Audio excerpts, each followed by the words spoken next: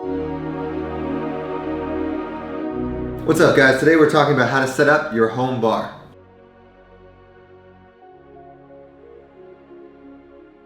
Hey guys, welcome back to Gent. I'm George. If you have not hit that subscribe button yet, hit that right now. We are here every week with new videos. Today we are talking about bar essentials. So we did this video, I think it was like the first video we ever came out with, and I figured we should revamp it because I think I didn't say anything in that video for like the first 5 minutes of the video. Once again, I'm not going to link to it down below, but if you want to go find it, drop a comment on there and say you came from this video. Alright guys, so up first we're going to talk about the tools you need to make the cocktails. So I think everybody needs some sort of cocktail shaker. Now you can get, the ones you get from Crate and Barrel, whatever, they come like so. You've seen these before, come apart, but they don't hold that many drinks in them. So if you're trying to make a number of drinks for a group of people, probably not the best tool to use.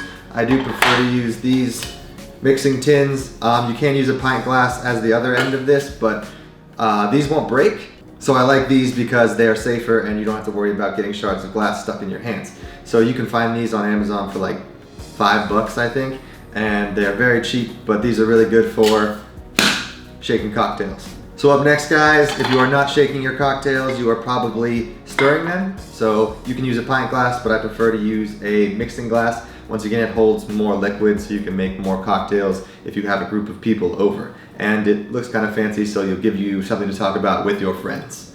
And next on the list, you need a muddler and a bar spoon. So basically, this smashes up everything that you mix in your cocktails. If you're making mojitos or you're using like a full sugar cube to mix an old fashioned, this will kind of grind everything up and get the flavor out for you. Now, a bar spoon, obviously for stirring your cocktails in a mixing glass. You do not need a giant obnoxious one like this, but I do recommend something with a tight wound weave on it because it will make it easier to stir versus like the $2 one you'll find online.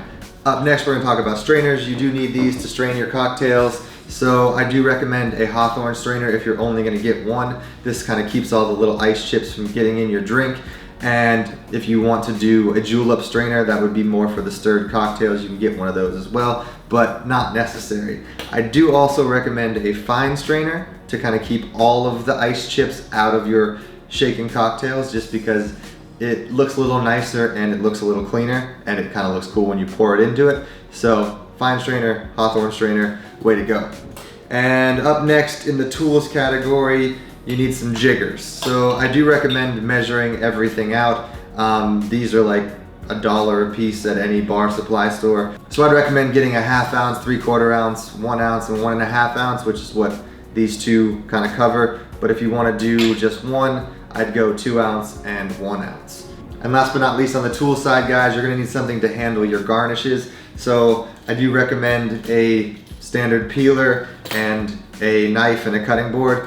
So you can cut lemons and limes for juicing, or you can use the peeler to just, have a little peel to garnish your cocktails with. Also looks pretty fancy and smells really good.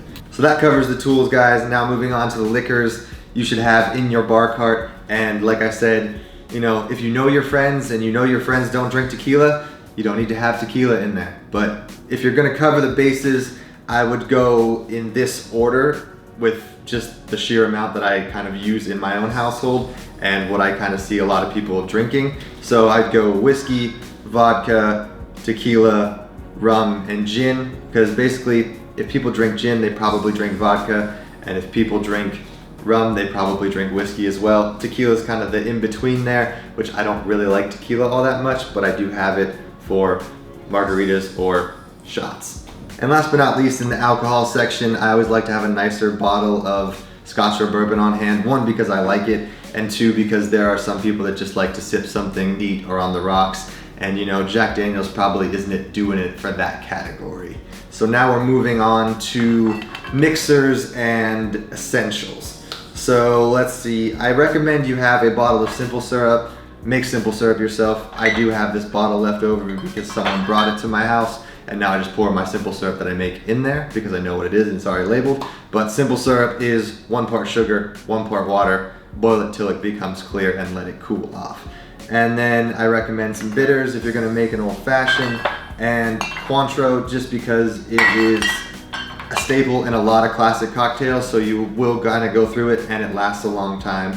So that's it for the kind of, I guess, mixers. And if you want to fancy some things up, I do recommend Luxardo cherries. If you're gonna buy maraschino cherries, buy these or don't buy them at all, in my opinion, just because these are the best cherries on earth. They are quite expensive, but they are worth it.